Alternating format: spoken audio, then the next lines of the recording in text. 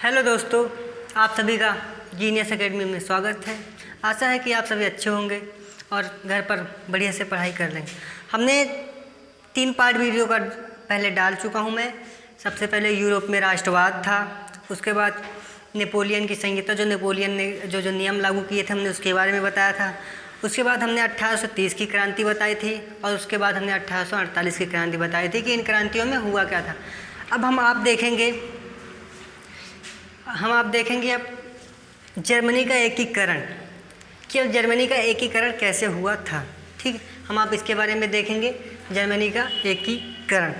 सबसे पहले मैं आपको बता दूं कि एकीकरण का मतलब क्या होता है। आप देख लीजिए, एकीकरण का मतलब ये होता है कि अलग अलग देश को जो टूटे फूटे, मतलब जैसे किसी चीज़ का टुकड़ा ले लीजिए, वो बिखरा हुआ हो, उसको हम एकत्रित करें, मान लो उसका हम एकीकरण कर रहे हैं, इसी चीज़ को एकीकरण कहते हैं। इसी प्रकार अलग अलग देशों को जोड़ना एकीकरण कहलाता है। ठीक, अब आप आशा होगी कि एकीकरण का मतलब समझ चुके होंगे।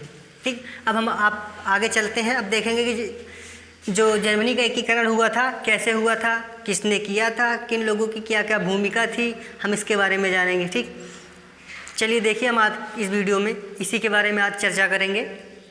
चलिए देखिए, जर्मन संघ के जो एक आपने सुना होगा उदारवादी मध्य वर्ग के लोगों ने इससे पहले जर्मनी का एकीकरण करने के लिए उन्होंने सोचा था, प्रयास भी किए थे, लेकिन उनके प्रयास जो हैं असफल हो गए, यानी विफल हो गए। वो क्यों हो गए?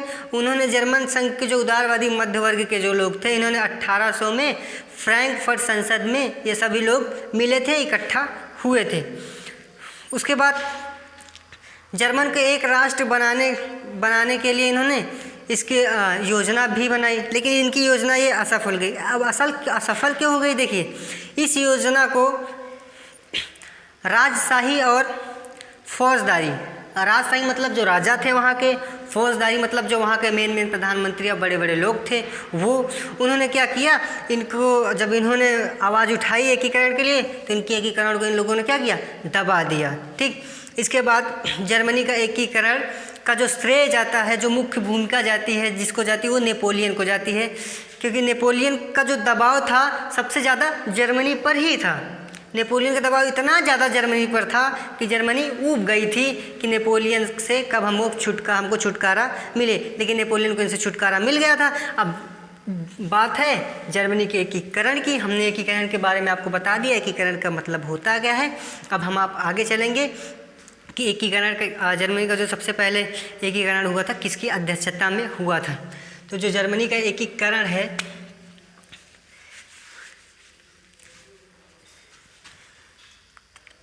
देखिए अब आगे हम समझाएंगे जर्मनी का एकीकरण।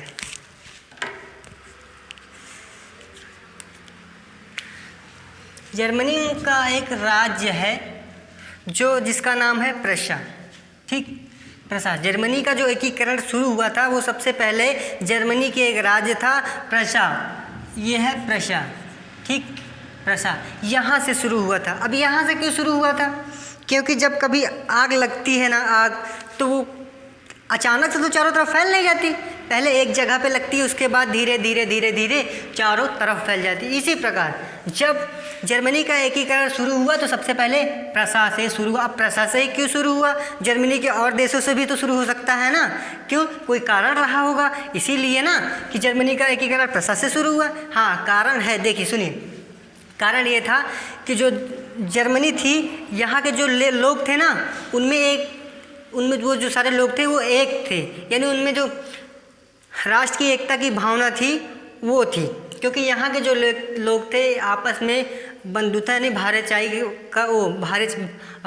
भाईचारा रखते थे। ठीक, और ये लोग कुछ भी होता था ना तो सब एकत्रित हो जाते थे। यहाँ पर एकता की भावना थी, इसीलिए प्रशा जो था जर्मनी का सबसे शक्तिशाली राज्य था।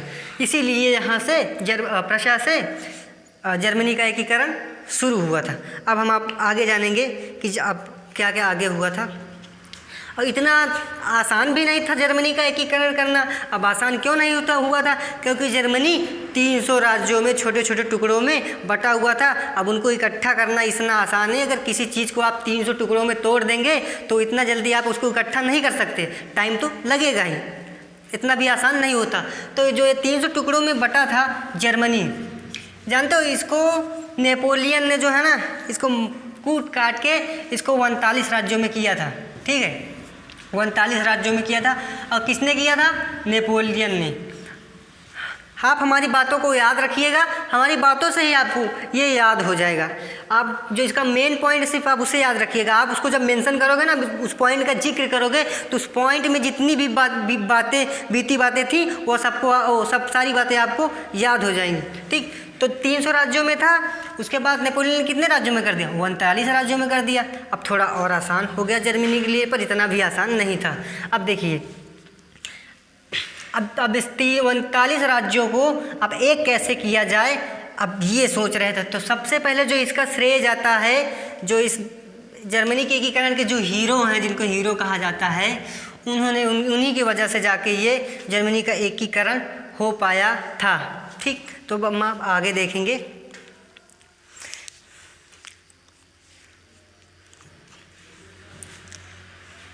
देखिए,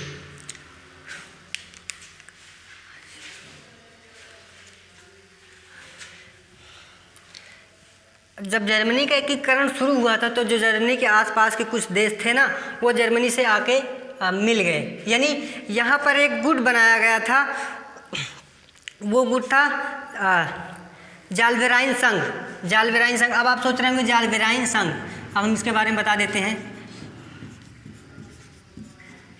जालबेराइन संघ, ठीक, ये वो संघ था जो जब कोई दूसरे देश से, जब अपने देश से कोई दूसरे देश में जाता है, क्या आयात निर्यात करने, जैसे आप अपने देश से कहीं बाहर गए तो आपको क्या देना पड़ता है? टैक्स देना पड़ता है। तो जो जालबेराइन संघ का मतलब था ना, इसने कहा कि हम आप टैक्स को हटा देते हैं। जब एक लोग जब किसी दूसरे देश से जाके मिलेंगे तो जो है भाईचारे का, संप्रभुता, एकता की जो है वो शक्ति जागृत होगी, इसीलिए इन्होंने हटा दिया। और इसका फ़ायदा भी हुआ इनको, क्योंकि जब सब हट गया तो सारे एकत्रित हुए, और जो कुछ जर्मनी के आसपास पड़ोस के देश थे वो जर्मनी में एकत्रित हो गए थे। और सबसे बड़ी बात ये थी, एक ऑस्ट्रिया आ जाता है, देश ऑस्ट्रिया। हमने आपको अगले में पढ़ाया था, जब नेपोलियन को 4 देशों ने हराया था। एक प्रशा ने हराया था, ऑस्ट्रिया ने हराया था, रूस ने हराया था और इंग्लैंड ने हराया था। चलिए अब हम आप देखते हैं आगे। ठीक,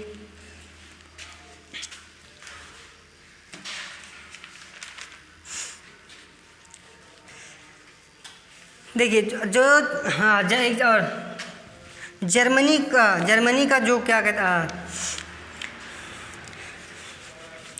जो जर्मनी का संसद था ना, संसद, जर्मनी के जो संसद होते हैं ना, संसद, जर्मनी, जो जर्मनी का संसद, ठीक, जो जर्मनी का संसद था, इसको जानते हो क्या कहते थे? इसको डायट कहते थे।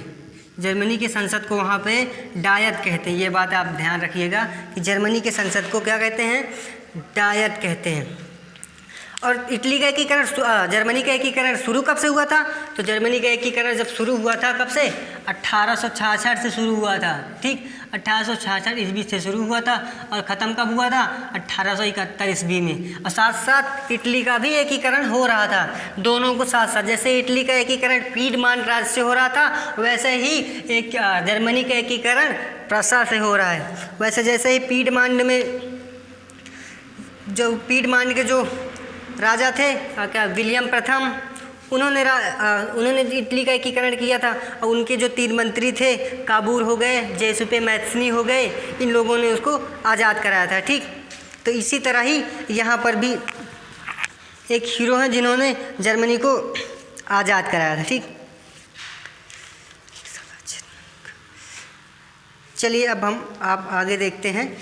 अब जो मेन बात आई यहाँ के हीरो की, अब जिसने आज़ाद कराया एकीकरण, किसका? जर्मनी का, जिन्होंने एकीकरण, उनका नाम है बिस्मार्क। ठीक, उनको क्या कहते हैं? बिस्मार्क। बिस्मार्क, ये नाम आप याद रखेंगे, आपको ये नाम हमेशा ही मिलेगा जब आप इटली का एकीकरण पढ़ेंगे, क्योंकि सबसे मेन जो नाम है यही है बिस्मार्क जी का, क्योंकि इन्हीं के कारण ही इटली का एकीकरण संभव हो पाया है।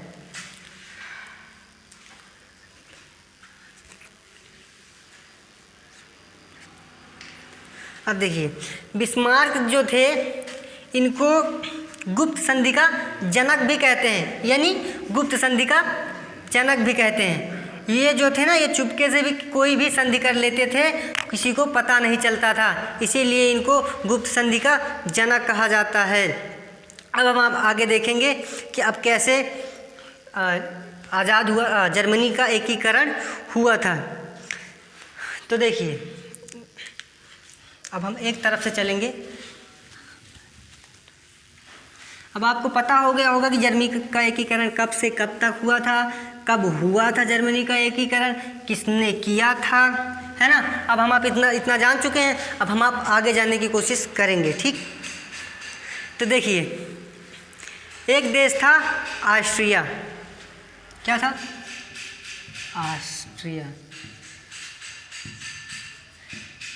मेन बात यही है कि ऑस्ट्रिया, ये जो ऑस्ट्रिया था ना, यही बीच में आ रहा था जर्मनी के एकीकरण को रोकने के लिए। अब ये बीच में आ रहा था क्योंकि ये जो ऑस्ट्रिया है, ऑस्ट्रिया का प्रभुत्व जो था, ऑस्ट्रिया का जो प्रभुत्व था वो था इटली पर, ठीक, इटली पर था, और इटली भी परेशान था इससे। और इस तरफ ऑस्ट्रिया का जो दोस्त था एक, वो था फ्रांस, ठीक, और इस जगह था रूस, और यहाँ पे मान लीजिए क्या था, प्रशा। अब हम आपको यही बताने का कैसे आज़ाद हुआ, ठीक है। और इस तरफ मान लीजिए इटली है, ठीक है। और हमने आपको बता दिया है जर्मनी और इटली का एकीकरण साथ साथ ही हो रहा था। अब देखिए,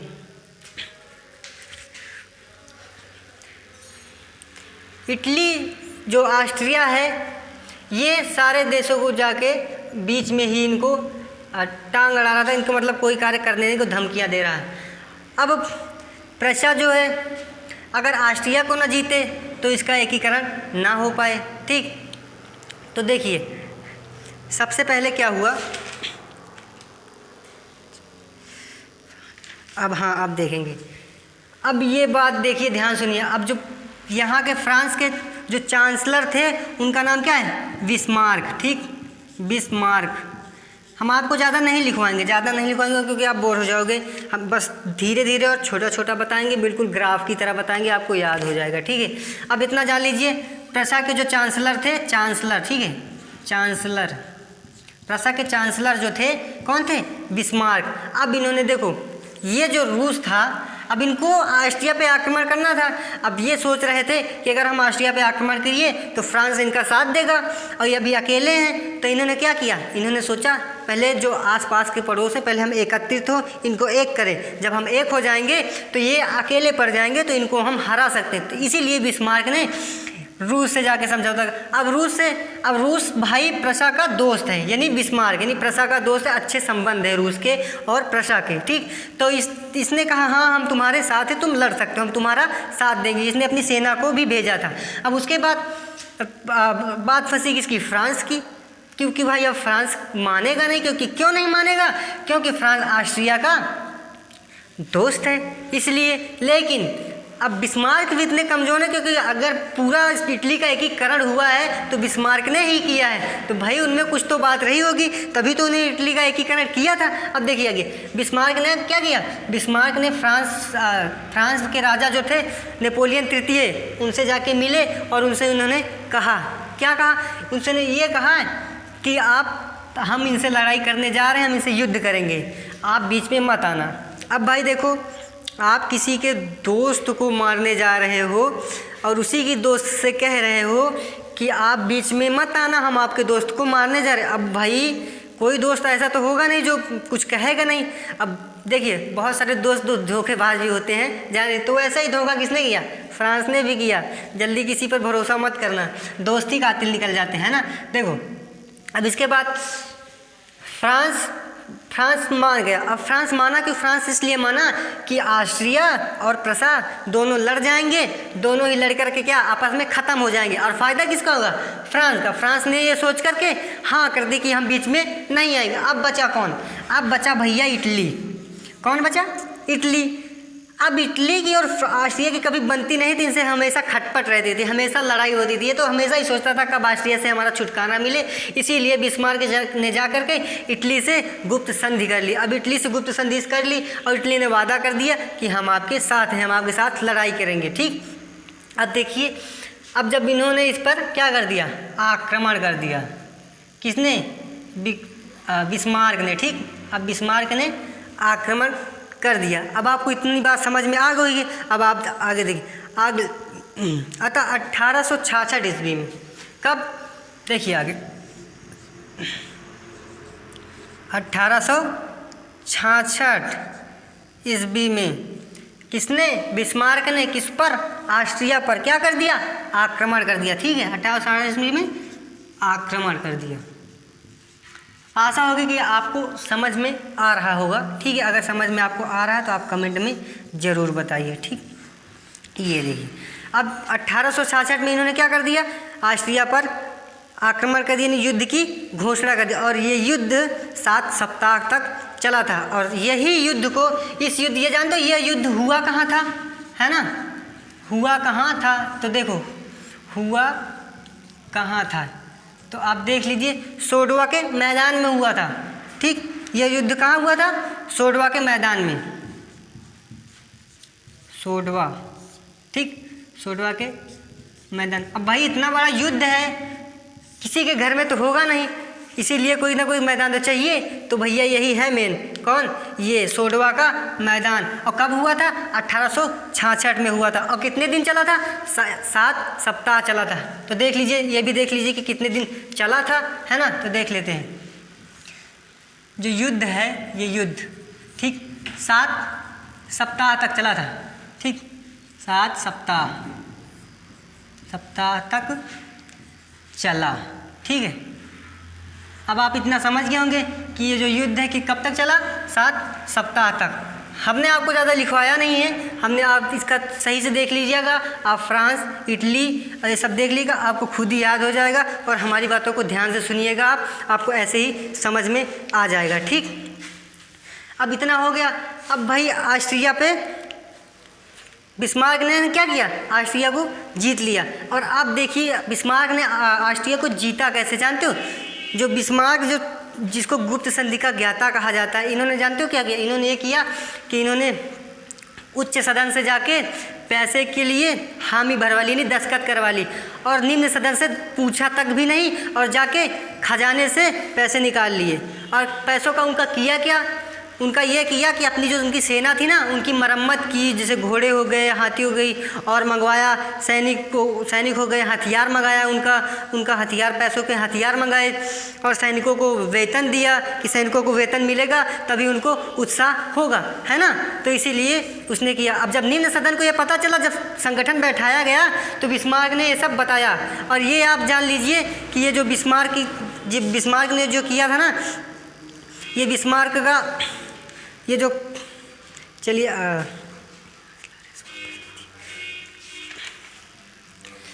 ये जो बिस्मार्क ने जो चोरी की थी ना, इसको समझ लीजिए कि ये बिस्मार्क की गलत आदत थी। अच्छा, चलिए अब हम आप आगे चलते हैं।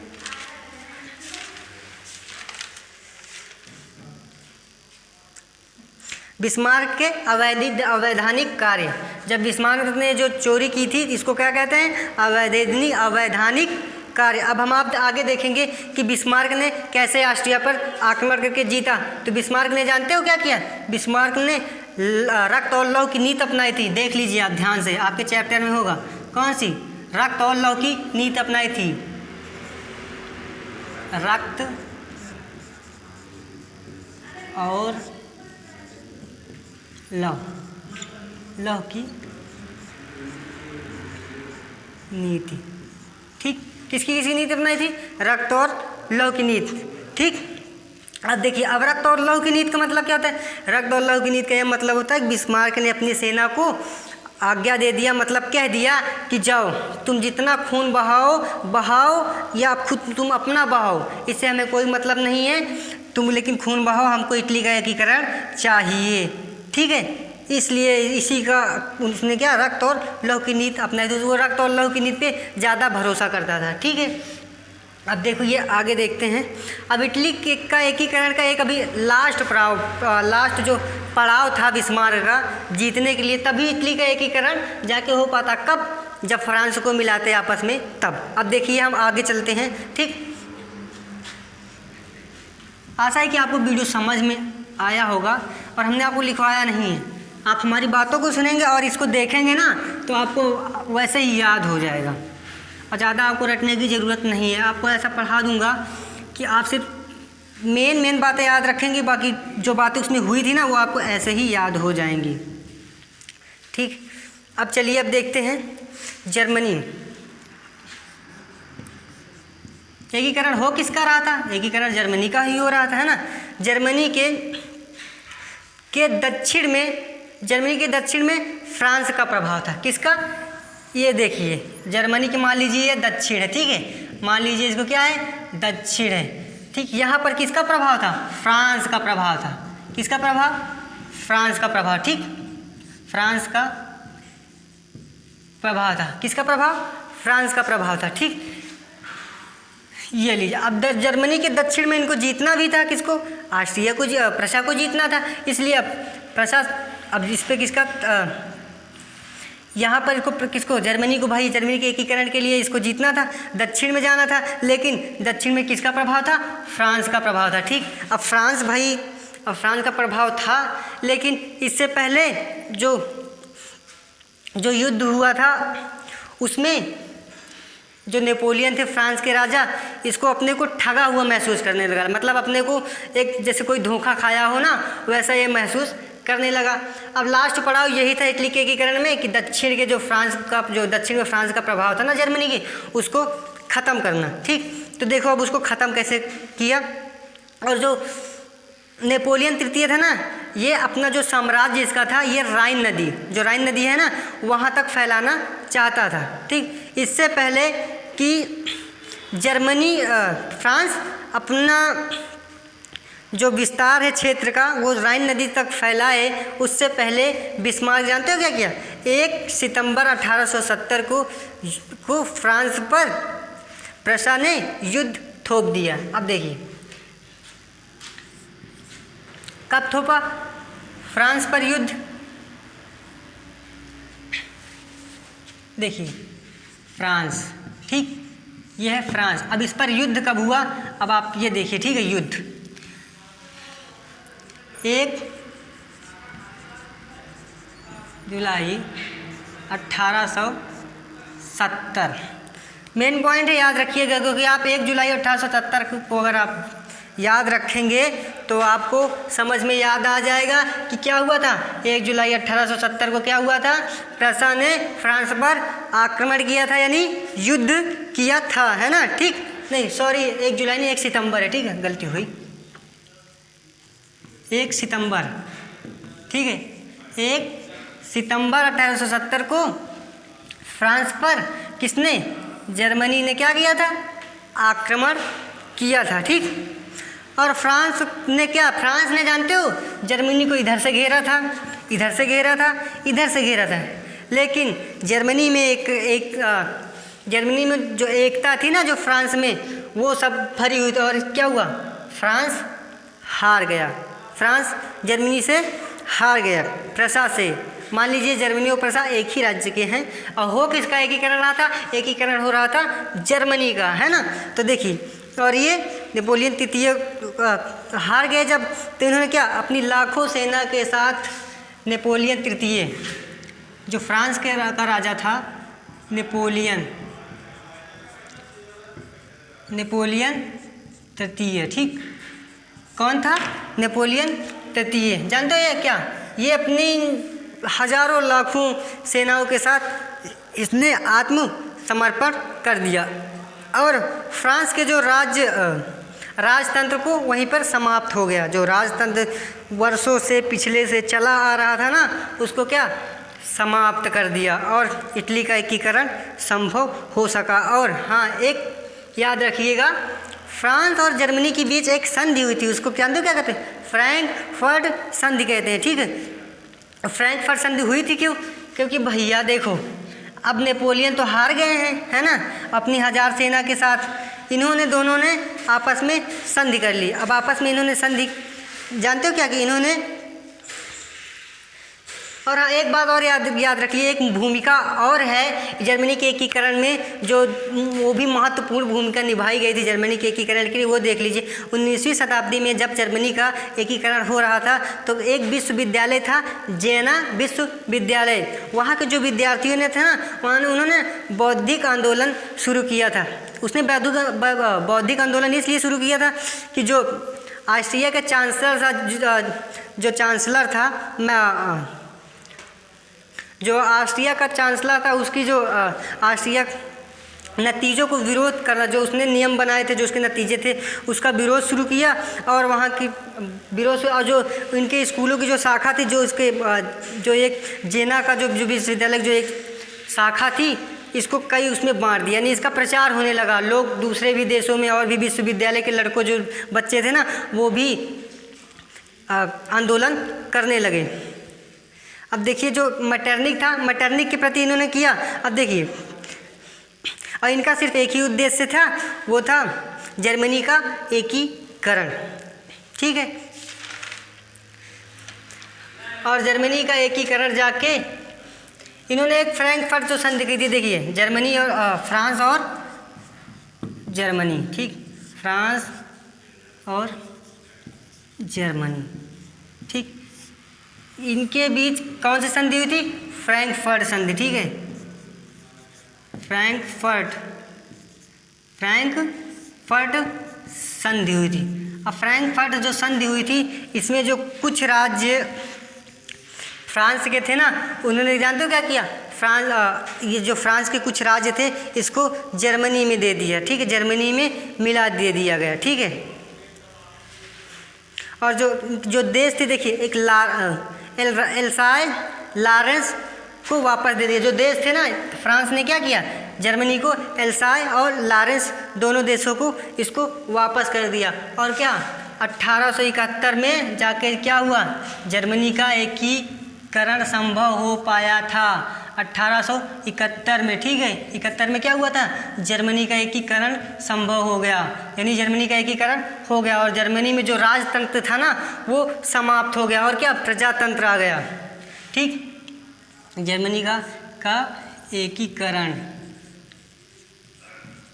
एकीकरण। अब आपको समझ में आ गया होगा कि जर्मनी का एकीकरण हुआ कैसे था, है ना।